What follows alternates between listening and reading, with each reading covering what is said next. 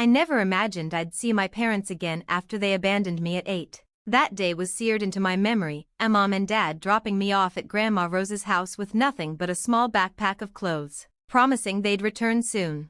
"We just need some time to see things through, Emma," Mom said, avoiding my eyes. "Be good for Grandma." They never came back. The first few months were unbearable. Every afternoon after school, I sat by Grandma's front window, watching cars pass, hoping the next one would be them. Every night, I cried myself to sleep, wondering what I'd done wrong, why I wasn't enough for them to stay. Grandma Rose became my saving grace. "You're perfect just as you are, my sweet girl," she said, brushing my tears away. "Some people aren't ready to be parents. That's on them, not you. But I'm here, and I'll always be here." Grandma wasn't just any grandmother. She was brilliant, sophisticated, and, as I later learned, incredibly wealthy. Yet she lived modestly, an old Toyota in the driveway, a home that was comfortable but unpretentious, still working as a high school principal because she loved teaching. The only hints of her fortune were her art collection and the occasional casual mention of her investments while reading the financial papers. Under her care, I thrived. She nurtured my love of science, hired tutors when math frustrated me, and celebrated every achievement, no matter how small. When I won first place in the state science fair at 13, she threw a party that felt like a dream. "That's my girl," she said, hugging me tight. "You're going to change the world someday." Life settled into a rhythm, Grandma and me, against the world. She never spoke poorly of my parents, but she made it clear that their absence wasn't my fault. "Sometimes people make choices they can't take back," she said, "but those choices reflect on them, not you." Slowly, I stopped waiting, stopped hoping, stopped wondering why they had left. I had Grandma, and that was enough. She was more than enough. Then came my 18th birthday. Grandma hosted an elegant dinner at her favorite restaurant, invited all my friends, and gave me a delicate gold necklace with a tiny key pendant. "This isn't just jewelry, Emma," she said mysteriously. "Keep it safe. You'll understand when the time comes." I didn't know it would be our last celebration together. 3 months later, Grandma Rose collapsed at school. By the time I reached the hospital, she was gone. "Heart attack, quick and painless," the doctor said. But the pain inside me was anything but quick. It tore through me like a hurricane, leaving only emptiness. Her funeral was beautiful, exactly as she would have wanted. Former students filled the church, sharing stories of how she changed their lives. I sat alone in the front row, clutching the key necklace, trying to be strong like she had taught me. Then I saw them.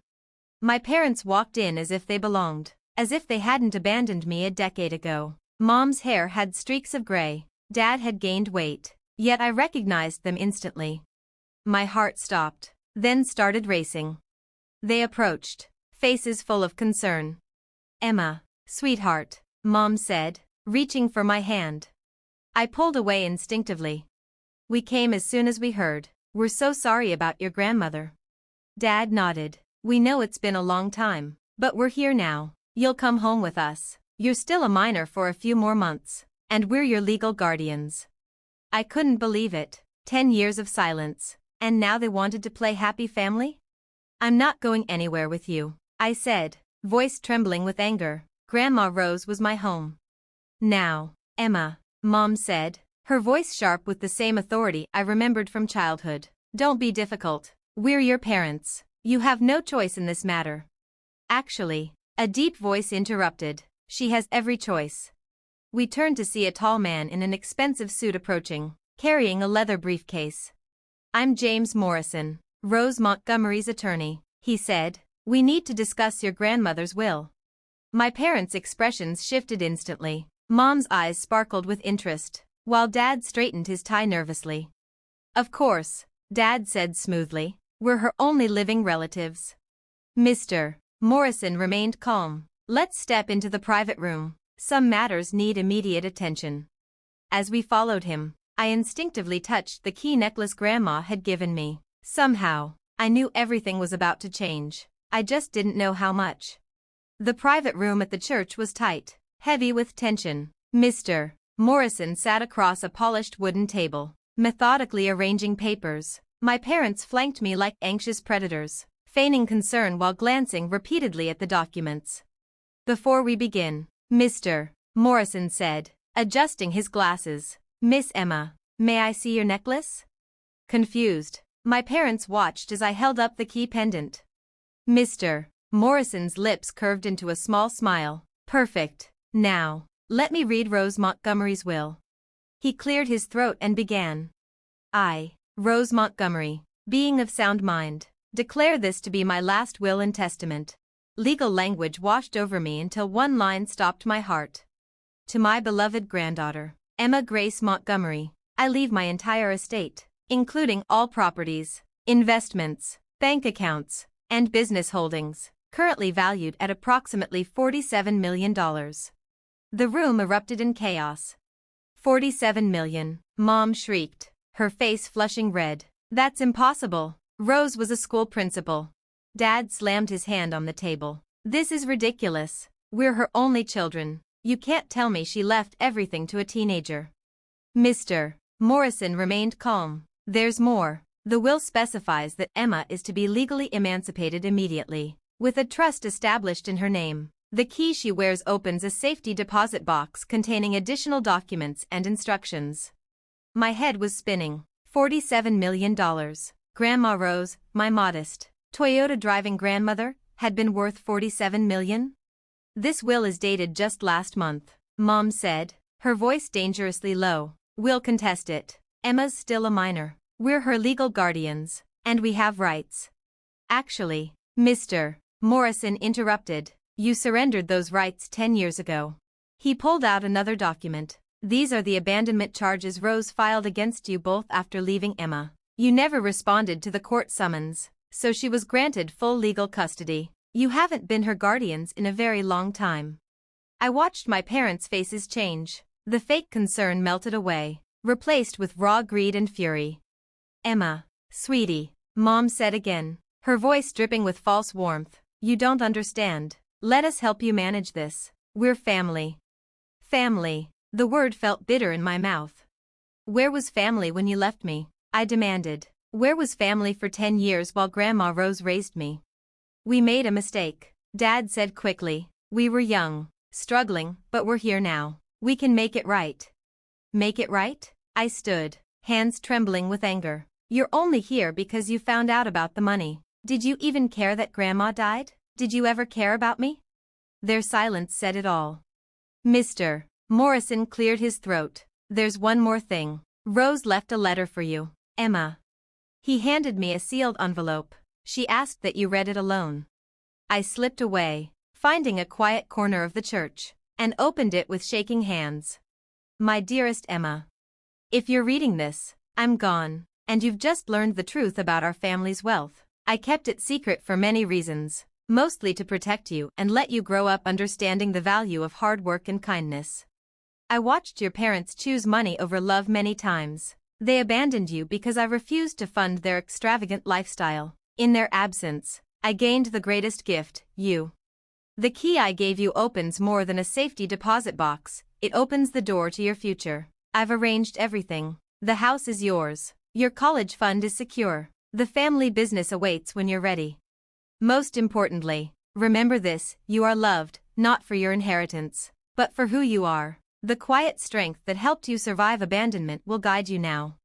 Don't let your parents manipulate you. They'll try, but you're stronger than they know. You're a Montgomery, and we don't break easily. All my love. Grandma Rose. Tears rolled down my cheeks as I finished reading. Even in death, Grandma Rose was protecting me, guiding me, loving me. I touched the key around my neck, clarity and determination washing over me. When I returned to the private room, my parents were still arguing with Mr. Morrison. They fell silent when I entered. Emma, Mom began. I held up my hand. I want you to leave, I said, my voice steady. You're not welcome here. Now listen, Dad started, but Mr. Morrison interjected calmly. Shall I call security? As the sole heir and property owner, Emma has the right to have you removed. They froze. I saw it in their eyes, the moment they realized they'd lost not just the money, but any chance of controlling me. This isn't over, Mom hissed as they gathered their things. You'll regret this. I watched them leave, feeling a surprising sense of peace. What happens now? I asked Mr. Morrison. He smiled. Now we visit the safety deposit box. Your grandmother left detailed instructions for the next steps, shall we? As we left the church, I glanced back at my parents in the parking lot, arguing furiously. They had lost everything, not that they ever truly had it. They had chosen money over love once before, and that choice had finally caught up with them. I touched the key around my neck and smiled. Grandma Rose had given me everything that truly mattered. Grandma Rose had given me more than just an inheritance. She had given me the power to stand on my own, to face whatever came next. And deep down, I knew this was only the beginning. The safety deposit box at First National Bank held exactly what Grandma Rose had promised, and more. As Mr. Morrison helped me go through its contents, I realized just how meticulously she had planned everything. Inside were property deeds, stock certificates, and detailed instructions for a company I had never known existed, Montgomery Investments. But what immediately caught my eye was a small USB drive labeled in bold letters. Watch me first. Mr. Morrison pulled out his laptop. The screen flickered to life, and there she was, Grandma Rose, vibrant, alive, speaking directly to me as if she were still in the room. Emma, my darling girl, she began, her familiar smile warming my heart. If you're watching this, everything has unfolded exactly as I expected. Your parents showed up at my funeral, didn't they? Trying to claim what was never theirs. I gasped. Even in death, she had known. You need to understand something about your parents, she continued, her tone sharp now. They didn't just abandon you, they tried to steal from me first. Your father, my own son, and your mother attempted to transfer all my assets into their names while I was away. They thought I was just a naive school principal. Her expression hardened. They had no idea I built Montgomery Investments from the ground up. When I uncovered their scheme, I gave them a choice, stay and live modestly while learning the value of hard work, or leave. They chose to leave, and they left you behind, believing I'd beg them to return. Tears blurred my vision as she spoke. They never realized that by abandoning you, they gave up the greatest treasure of all. The video continued, detailing the company, the properties, and most importantly, the charitable foundation she had created. The Montgomery Foundation provides scholarships to abandoned children, she said softly. You will be its new director. Use our wealth to help others like yourself, Emma. That is our true legacy. The following weeks were a whirlwind. Mr. Morrison introduced me to the board of directors, all of whom had known and respected Grandma Rose. They welcomed me warmly, guiding me as I learned the business. My parents didn't give up. They hired lawyers, tried to contest the will, and even attempted to claim Grandma Rose was mentally unfit when she signed it. But she had been meticulous, every document airtight, every decision legally solid. Their final desperate attempt came 3 months later. They stormed into Montgomery Investments, yelling in the lobby. We're her parents, Mom screamed as security blocked their path. You can't keep us out. I stepped forward, calm, wearing one of Grandma's elegant suits, the key necklace resting against my chest. Actually, I said evenly, I can, and I will. Dad tried another tactic. We'll go to the press, tell everyone how you stole our inheritance. I smiled, channeling Grandma Rose's quiet strength. Go ahead, I said. Tell them how you abandoned your 8-year-old daughter. Tell them how you tried to steal from your own mother. I'm sure the press will love that story. The wind was taken out of their sails. They understood, finally, that they had lost not just the money, but any control over me. Goodbye, I said firmly. Do not come back. That evening, I approved the first round of scholarships from the Montgomery Foundation. 20 children from broken homes would get a chance at a better life. Sitting in Grandma's office, my office now, I looked at her photograph on the wall and smiled. She had given me more than an inheritance. She had given me purpose. The old Toyota still sits in my garage, a reminder of humble beginnings and the hard-working woman who taught me that true wealth isn't money, it's how you use it to change the world. Sometimes, I wear her old principal's blazer to board meetings. Those who knew her always smile. They understand. I'm not just Rose Montgomery's heir. I am her legacy. As for my parents, I heard they moved to another state, telling anyone who would listen about their ungrateful daughter. But their words no longer hurt me. I know who I am.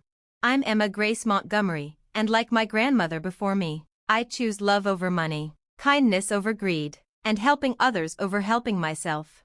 Some people inherit money. I inherited strength. Some people chase wealth. I chose legacy. And that was Grandma Rose's final lesson.